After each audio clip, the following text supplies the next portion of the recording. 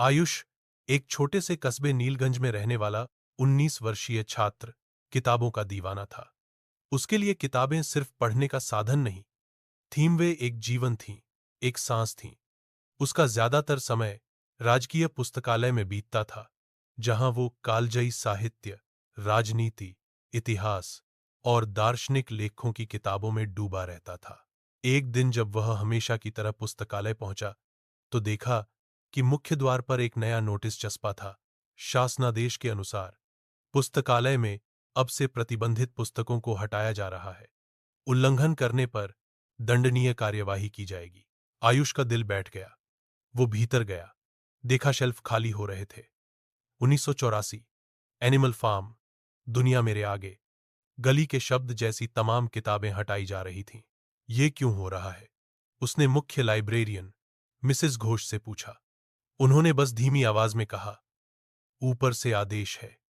कुछ किताबें सरकार को असुविधाजनक लगती हैं, लेकिन ये किताबें सोचने की शक्ति देती हैं। आयुष ने कहा। मिसेस घोष ने उसकी आंखों में देखा और फुसफुसाईं, हर युग में विचारों से डरने वाले होते हैं, लेकिन हर युग में कोई न कोई लड़ता भी है। उस रात आयुष सो नहीं सका। उसे लगा जैसे उसकी दुनिया लूटी जा रही है। अगले दिन वह लाइब्रेरी पहुंचा तो देखा कि पुराने तहखाने का रास्ता बंद कर दिया गया है। लेकिन आयुष जानता था कि वहां कुछ अनोखा था। कई साल पहले मिसेस घोष ने उसे बताया था कि तहखाने में दुर्लभ और प्रतिबंधित पुस्तकों का गुप्त संग्रह है, जिनकी रक्षा एक समय शिक्षक और छात्रों की विशेष समिति करती थी। उसने रात में चुपचाप लाइब्रेरी में घुसने की योजना बनाई। खिड़की से अंदर घुसा और तहखाने का दरवाजा खोला।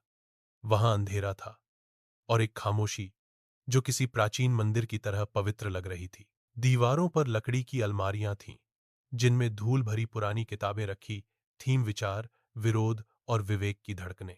तभी पीछे से आवाज आई, मैं जानती थी तुम आओगे। वो मिसेज घोष थीं। अब ये तुम्हारी जिम्मेदारी है। उन्होंने एक चाबी उसकी ओर बढ़ाते हुए कहा, यह तहखाना अब तुम्हारा पुस्तकालय है। छिपकर पढ़ो, सिखाओ और आगे बढ़ाओ। उस दिन से आयुष ने नीलगंज के बच्चों को, युवाओं को रात के अंधेरे में पढ़ाना शुरू किया, चुपचाप, छिपकर, लेकिन सच्चाई से। विचारों को बंद नहीं किया जा सकता। किताबें जलाई जा सकती हैं, लेकिन उनके शब्द हवा में तैरते रहते हैं और कोई उन्हें फिर से पढ़ लेता है। अगर चाहो तो मैं इस कहानी का भाग 2 लिख सकता हूं, जहां आयुष एक भूमिगत फ्री लाइब्रेरी मूवमेंट शुरू करता है।